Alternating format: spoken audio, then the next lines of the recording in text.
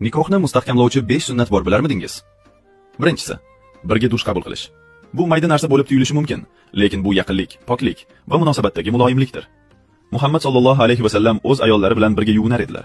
Bu nafaqat tanani, balki qalblarni ham yaqinlashtirar edi. Ikkinchisi, ayoliga qo'li bilan ovqat berish. Hatto erning ayoliga uzatgan bir luqma taomi ham islomda sadaqa hisoblanadi. Uchinchisi, birga tungi sayr qilish yoki o'yin qilish. Masalan, yugurishda bellashish. Onamiz Oysha bint Abu Bakr Siddiq bilan payg'ambarimiz sollallohu alayhi va sallam 2 marta yugurishda musobaqalashganlar.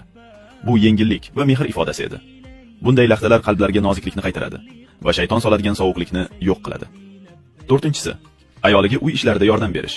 Bu erkakning zaifligi emas, balki pok sunnatdir.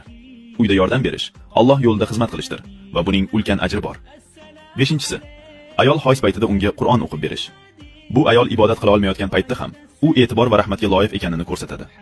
Bu sunnatlarga amal qiladigan juftliklar o'z uylarini rahmat, muhabbat va ruhiy iliqlik maskaniga aylantiradilar.